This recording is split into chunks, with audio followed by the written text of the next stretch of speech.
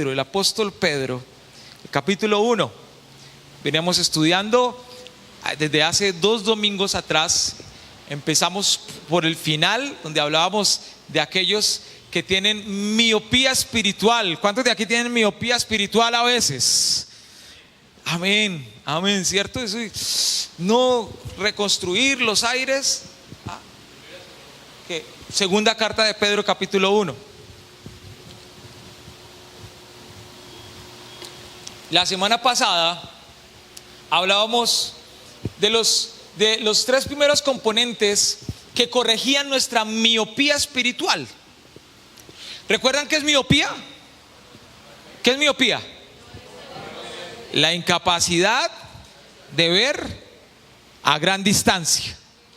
Entonces muchos vivimos solamente observando lo que está pasando ahí, sin ver propósitos eternos que Dios tiene en lo que va pasando. Ahora, aunque muchos de nosotros tenemos miopía espiritual, la palabra del Señor nos ofrece la fórmula o un método específico para apagar esa miopía. Y los 3 primeros componentes los estudiaron la semana pasada con la pastora. ¿Cómo les fue con la pastora? ¿Bien? ¿Seguros? Díganme, si lo regañó, díganme que yo hablo con ella. ¿No? ¿Bien? ¿Sí? Ella a veces regaña. Se me avisan. ¿Pero les fue bien? Bueno, si tan bien les fue, ¿cuáles fueron los 3 componentes que vieron? De fe, virtud, conocimiento, ¿no? Entonces ponen un primer piso, un primer fundamento. ¿Cuáles las primeras goticas que nos echamos para la miopía espiritual? Las primeras goticas, ¿cómo se llaman esas goticas? Goticas de fe. Es el fundamento, es lo más importante. ¿Cuál fue el segundo componente? La virtud. Y el tercer componente, conocimiento. Y hoy vamos rápidamente a ver las siguientes 5 gotas que nos tenemos que echar para la miopía espiritual. La siguiente, ya se saben las 3 primeras, solamente tienen que memorizarse las siguientes 5, que son rápidamente. La siguiente es uno con lo que muchos de nosotros luchamos y lidiamos. ¿Cuál es? Entonces, al conocimiento, ¿qué le tenemos que añadir? Al conocimiento, ahora dice el Señor, por medio de su palabra, al conocimiento, ahora ustedes tienen que añadirle dominio propio. Y hay algo interesante con el dominio propio, y es que en 1 de Timoteo, en el capítulo 1, en el versículo 7, nos dice algo importante que tiene que ser algo básico que todos necesitamos entender con respecto al dominio propio. Lo que nos dice ese versículo es que el dominio propio es algo que el Señor ya puso en nuestro corazón. No es algo que tengamos que buscar, es algo que ya habita dentro de nosotros. 2 de Timoteo capítulo 1 versículo 7 dice: porque Dios no nos ha dado un espíritu de cobardía, sino que Dios nos ha dado un espíritu de poder, un espíritu de amor y un espíritu de ¿qué? Dominio propio. ¿Qué quiere decir eso? Que dentro de nuestro ADN, dentro de los programas con los que venimos, con los que llegamos a esta tierra, los programas que traemos instalados, uno de los programas básicos que traemos, ¿cuál es? Dominio propio. Es algo que Dios ya puso en ti y en mí, solamente que necesitamos activarlo, solamente que necesitamos vivirlo. Y cuando lo vivimos desde la práctica, nos damos cuenta que sí podemos, que sí se puede lograr, que sí se puede alcanzar. Y hay muchas cosas que nosotros que están sueltas, caminando así locas, que necesitan ser dominadas, y no las dominamos porque pensamos que no somos capaces. Pero el Señor nos dice: yo en ustedes ya puse dominio propio. El dominio propio tiene que ver con la capacidad que usted y yo tenemos, desde lo que Dios nos ha dado, de dominarnos para decirle no a las cosas que tenemos que decirle no, y decirle sí a las cosas que necesitamos decirle sí. A la fe también hay que agregarle dominio propio. Y el dominio propio habla de eso. En Proverbios capítulo 16 versículo 32 dice así: más vale ser paciente que valiente. Y termina diciendo el proverbio que más vale el dominio propio que conquistar ciudades. Y quizás dentro de las goticas que tenemos para mejorar nuestra visión, el dominio propio es una de las que más arde de las más incómodas, de las que más nos molesta echarnos, porque somos entregados a nuestros vicios, vivimos entregados a nuestro orgullo. Pero al conocimiento también hay que agregarle dominio propio, es el cuarto componente. Y al dominio propio también hay que agregarle ¿qué? Ay, Dios mío, dame paciencia, pero dámela ya. Paciencia. Paciencia desde el griego, paciencia es resistencia. ¿O qué? Resistencia o aguante, ¿cómo? Resistencia o aguante alegre. ¿Cómo esperas tú en un partido de Colombia que Colombia meta un gol? ¿Cómo esperamos nosotros en la vida? ¿Cómo esperamos nosotros que Dios nos responda algo? ¿Cómo esperas tú? Hermano José, ¿cuánto tiempo usted tuvo que esperar para que su árbol de uva diera uvas? Un año. El hermano José, en el patio de su casa, sin que el dueño de la casa supiera, levantó una baldosa del patio. Y en la baldosa del patio sembró un palo de uvas. Y esta semana me llamó: más cansón, hermano José, ¿cuándo va a venir? Hermanito, ¿cuándo va a venir a que baje una uva? Y yo, ay, cuando fui, espectacular. Del huequito salió una rama así por todo su patio. Y ya dio su primera, ¿cómo se dice eso? ¿Su primera camada de uvas? No. Su primera cosecha de uvas. Y en el patio uno, yo, uy, hermano José, para la Santa Cena. Y fuimos allá y nos dio unas tijeras. Vea, pastor, tenga el honor usted de corte las uvas que usted se va a comer. Cortamos un racimo de uvas y coma uvas allá, dulcecitas. Pero ¿cuánto esperó el hermano José para que le diera ese racimo de uvas? ¿Cómo esperamos nosotros? Nosotros necesitamos, yo no sé si usted ha dado cuenta, pero los componentes que nos da el texto bíblico para agrandar nuestra fe y para que nuestra fe sea una fe pura y verdadera son muy profundos e interesantes. Por eso es importante tenerlos en la memoria. ¿Cómo estás esperando? El salmista David dice: pacientemente esperé yo a Jehová. Y hemos hecho cuentas de los años. El que escribe ese salmo es David. Y hemos hecho cuenta de los años que David tuvo que esperar para ver la respuesta de Dios. Y fue hartico tiempo. ¿Cómo estamos esperando? Yo sé que hay cosas que estás esperando desde hace rato que no han dado resultado. Yo sé que estás esperando que mejore tu sueldo. Yo sé que estás esperando que te salga un trabajo. Yo sé que estás esperando ganar más, un milagro financiero. Yo sé que estás esperando que pase algo y no ha pasado. La pregunta es si ya entraste en desesperación o si estás esperando con paciencia. Y esperar con paciencia es aguantar con alegría, es tener contentamiento, es esperar con actitud. Ay, se me pasó el bus, voy a llegar tarde al trabajo, pero gloria a Dios. Es esperar de verdad con actitud, esperar entendiendo que Dios tiene el control. Es esperar entendiendo que aunque yo no lo vea, Dios está obrando. Por eso a la fe también hay que añadirle paciencia. Mire al que está sentado al lado suyo y dígale: paciencia. Paciencia, que el pastor ya va a terminar. Diga: paciencia, que ya casi vamos a poner los aires.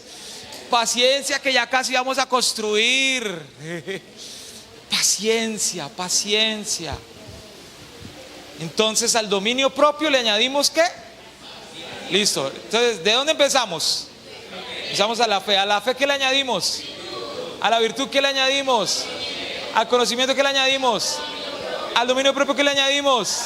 ¡Ay, muy bien! Paciencia. Ya Jaciel se los aprendió todos. Y ahora la paciencia, dice que agréguenle ¿qué a la paciencia? Ahora la paciencia, agréguenle un poquito de piedad. La piedad es lo que significa, o lo que traduce piedad, es una vida que honra a Dios en su manera de pensar, en su manera de hablar y en su manera de actuar. Piedad es entender que todo lo que yo soy tiene que vivir en pos de Cristo, para agradar a Cristo, por Él y para Él. La piedad habla de mis acciones como cristiano. Es como la virtud que ustedes lo estudiaron la semana pasada, que la palabra era arete. La virtud es algo que se muestra. Se muestra a través de la piedad, de los actos de vida. Y a la piedad dice, agréguenle ¿qué? A la piedad, entonces le echamos las goticas de afecto fraternal y ya empezamos a ver más claro. Ya empezamos a ver más lejos. Ya no necesitamos un televisor tan grande para ver el partido de la selección Colombia. No, ya empezamos a ver más claro. Porque ahora le agregamos el afecto fraternal. Y el afecto fraternal es estimar a nuestros hermanos en Cristo. ¿Cuánto nos cuesta esto? ¿Sí o no? ¿No? A mí a veces sí me cuesta. A mí a veces me cuesta estimarlos. A mí a veces me cuesta amarlos. Porque todos no somos tan chéveres.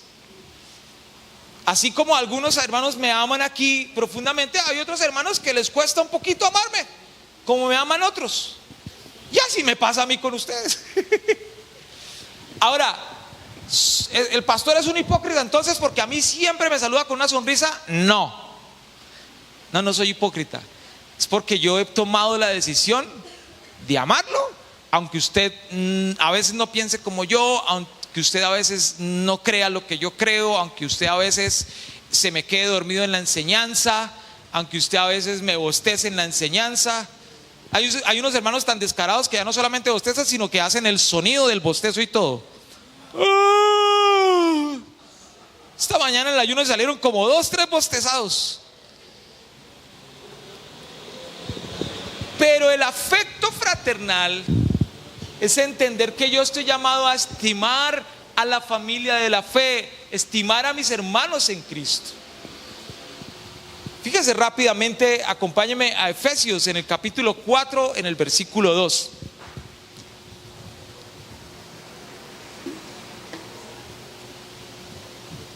Efesios 4:2 dice: con toda humildad y mansedumbre, y viene una palabra que esa gota arde. ¿Cuál es esa palabra? Soportándonos ¿cómo?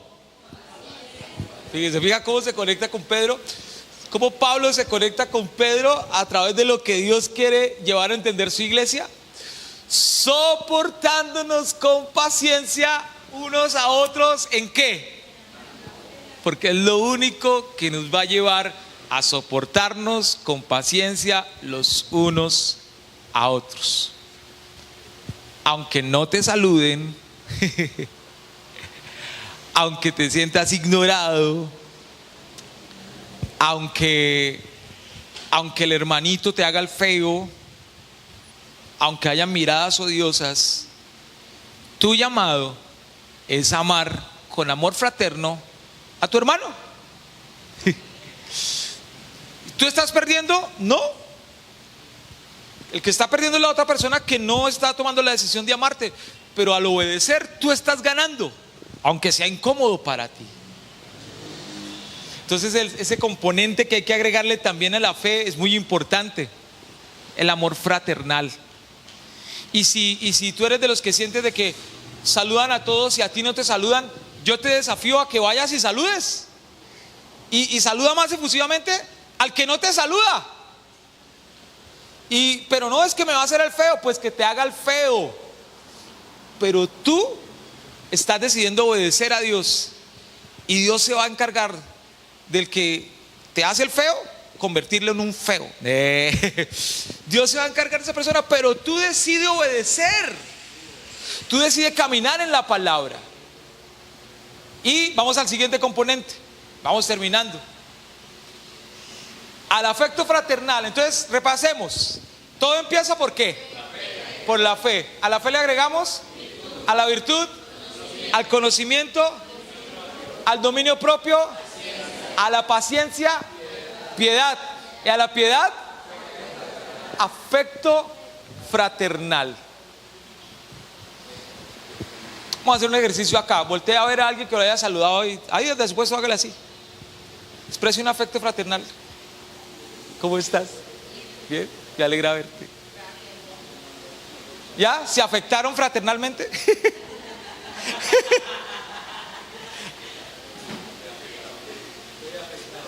El afecto fraternal trae bendición sobre la casa del Señor, trae bendición sobre el cuerpo de Cristo. Yo sé que habemos unos hermanos agrios, yo sé que habemos algunos hermanos difíciles y yo me meto ahí, pero a esos hermanos el Señor te llamó a amar, no solamente a los hermanos que son amables contigo, el Señor te llamó a amar también a los hermanos que no son tan amables contigo, porque también hacen parte del cuerpo de Cristo. Y si son odiosos contigo, déjaselos al Señor, déjaselos al Señor. El Señor se encargará de ellos. El afecto fraternal es un componente trascendental para la fe. Si no practicamos el afecto fraternal, nuestra fe queda coja. Y al afecto fraternal, entonces se le agrega ¿qué? Y al afecto fraternal, entonces se le agrega amor. La palabra amor que aparece aquí es la palabra ágape. La palabra ágape es el amor incondicional, es el amor que no espera nada a cambio, es el amor que no espera nada a cambio, que hace sin esperar nada a cambio, que te saluda amablemente independientemente si la otra persona no te saluda amablemente, porque te saluda amablemente porque sabe que es su llamado a moverse en amor. Al afecto fraternal, entonces añádanle amor. Tanto amó Dios al mundo, es la misma palabra que utiliza aquí, y ese amor se dio para todos, para los que lo iban a rechazar y los que lo iban a aceptar, para el más santo y para el más puro, para el más santo y para el más pecador. A ver, pongámoslo en personas. El más pecador aquí, a ver, ¿quién es el más pecador aquí? Dago. Para el más pecador, yo. Para el más santo, Dago. Para todos el Señor dio en amor. Tanto amó Dios al mundo, se entregó independientemente de tu respuesta y de mi respuesta. A la fe se le pone, esa es la cereza del pastel, cierra con amor, un amor incondicional. Entonces, déjeme bajar acá para leerlo bien. La fe te conecta con Cristo. La virtud cambia tu conducta. El conocimiento dirige tus decisiones. El dominio propio controla tus impulsos. La paciencia te sostiene en la prueba. La piedad te hace vivir para agradar a Dios. El afecto fraternal te enseña a amar a la familia de la fe. Y el amor, que es el amor ágape, es la cima de amar como Cristo nos amó a nosotros. Amar de una forma incondicional. Recuerda, cuando a Jesús le preguntaron cuál era el mandamiento más importante, él dijo: amar a Dios y amar a las personas. Cuando él termina diciendo: a su fe añádanle amor también, lo que está diciendo es: el gran llamado que tiene todo cristiano es aprender a amar como Cristo nos amó a nosotros. Entonces vamos a repasar. A la fe, ¿qué le añadimos? A la virtud, ¿qué le añadimos? Al conocimiento, ¿qué le añadimos? Al dominio propio, ¿qué le añadimos? A la paciencia, y a la piedad y al afecto fraternal, le añadimos amor. Y yo quiero que terminemos juntos leyendo los últimos dos versículos, el versículo 9, el versículo 8 y el versículo 9, y con esto terminamos. Versículo 8 y versículo 9.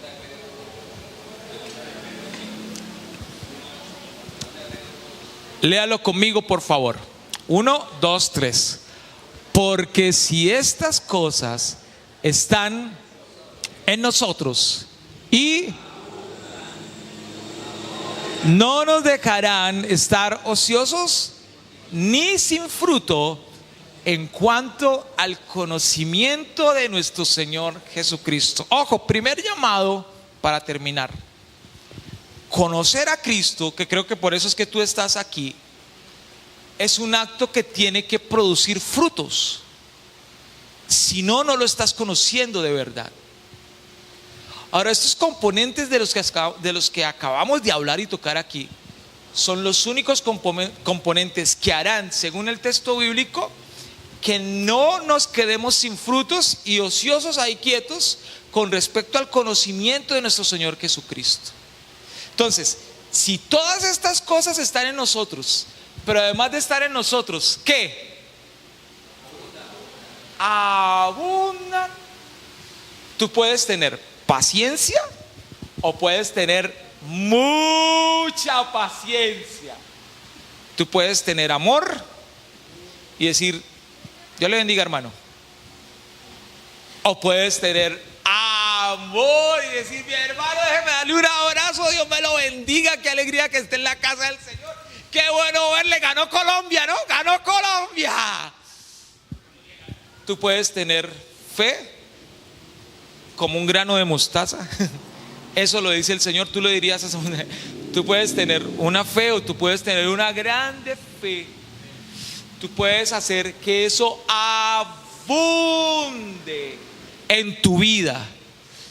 Y abunda cuando desde la fe tú la empiezas a alimentar. A la fe yo la alimento con virtud, la virtud la alimento con conocimiento yo la alimento con, ¿cuál sigue? Con dominio propio, y yo la voy alimentando. Son cosas que tenemos que buscar que abunden en nosotros. Y sigue diciendo el siguiente versículo: ¿qué pasa con el que no tiene estas cosas? El que no tiene estas cosas, entonces es una persona que tiene miopía espiritual, tiene la vista muy corta, es ciego, habiendo olvidado lo que Jesús hizo por nosotros en la cruz. Y tiene la vista corta porque se ha enfocado en lo inmediato y ha dejado de mirar lo eterno. Mi querida iglesia, cerrando el trimestre de la afirmación, Dios nos afirmará, Dios nos invita a que abundamos en todas estas cosas. 8 elementos que tenemos que buscar para seguir edificando nuestra fe, para que nuestra fe sea una fe productiva, una fe que produzca frutos. Y termino con este ejercicio. Yo espero que me salga. Aquí tengo una pelotica y tengo un vaso acá.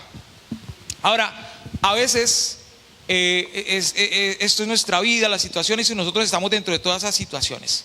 ¿Cuál es el propósito? Tratar de tirar el vaso y que al tirar el vaso la pelota salga hacia arriba. ¿Alguien sabe cómo hacerlo? Si yo lo tiro, salió, pero no salió tan elevada. La idea es que por lo menos la pelotica vuelva a caer aquí a mi mano. Voy a volverlo a hacer. No sale. ¿Alguien quiere intentarlo? Emanuel, un aplauso para Emanuel, por favor. Emanuel, trata de que la pelotica rebote arriba lo más posible, dentro del vaso. Dentro del vaso, otra vez. Inténtalo otra vez.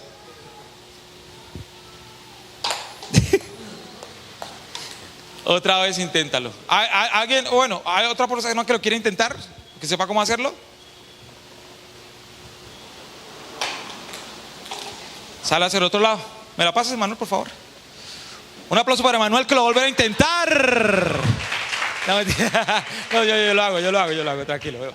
Bueno, la diferencia, la gran diferencia siempre va a ser lo que esté adentro. Adentro está vacío. Y al estar vacío es muy difícil de que la pelota rebote. El problema es que sucede con nuestra vida así. A veces sentimos que Dios nos deja caer. Yo no sé ustedes, yo me he sentido así varias veces. Sentimos que Dios nos deja caer. Y cuando Dios nos deja caer, si no estamos llenos de una fe alimentada por estos elementos, entonces lo más probable es que nos quedemos allá abajo. Pero si hay algo que llena nuestra vida, si le echamos un poquito de fe, si le echamos un poquito de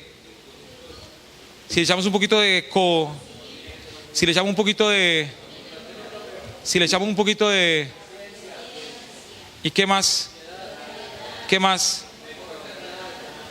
¿Y qué más por último? Y amor. Probablemente eso haga la diferencia. Si no me sale, usted mira para el otro lado así como se hace como el que no, y lo volvemos a hacer. Entonces la diferencia es que la misma caída creo que puede producir un efecto diferente. Adentro estás tú. Y si estás rodeado de todas estas cosas, y estas cosas abundan dentro de ti, si tu vida se cae,